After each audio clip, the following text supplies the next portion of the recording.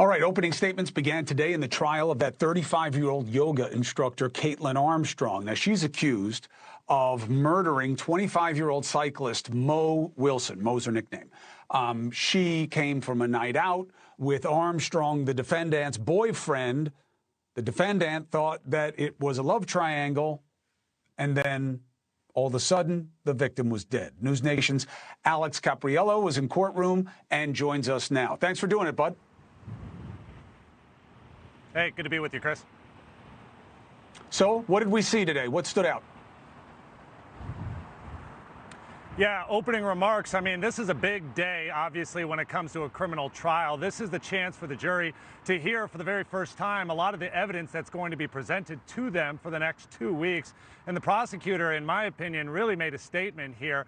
He was very good. This is the assistant district attorney here in Travis County. He spoke directly to the jury, making great eye contact, working the room and sharing everything that he sees as the most important details. And to me, it seemed like an insurmountable amount of circumstantial evidence that ties Kaitlin Armstrong to this murder. We're talking about ballistic evidence. We're talking about video surveillance, everything that really, in his mind, shows proof of guilt. We have a moment from that opening remarks. Let's take a listen.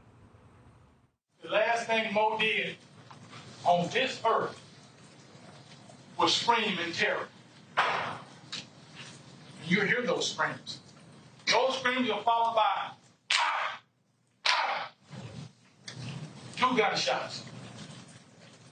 One to the front of the head, one to the side of the head. And after 4 or 5 seconds silence, Kaitlin Armstrong stood over Mo Wilson and put a 3rd shot right in Mo Wilson's heart. You see what I mean about working the room, using those theatrics. But to the defense's point, while there's circumstantial evidence might be good, there is no direct evidence in their mind. There's no actual eyewitnesses. There's no video surveillance that actually shows Armstrong at the scene of the crime. And they say that's a big deal. Well, they got video of the vehicle.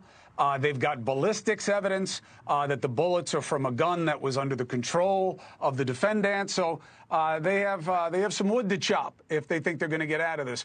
Alex, thank you very much. And I want you to know, every time I say Caprariello, and then people see how your name is spelled in my family, they say, hey, Caprariello. Why do you say it the other way? Hey. So I want you to know, I'm making you happy, but I'm taking a beating. That's all good. You're doing a great job. Thanks for doing it for us tonight. Appreciate you.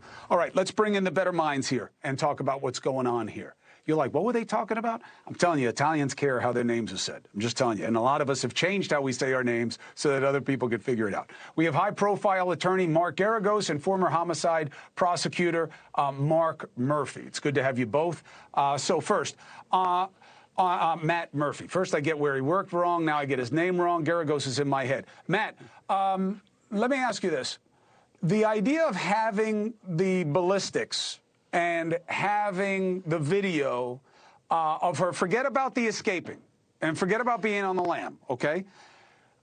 Is that enough in your mind to architect a case? Yes. It absolutely is. When I presented the NIBIN information, the expended shell casings, I know Mark has also handled cases that involve those too.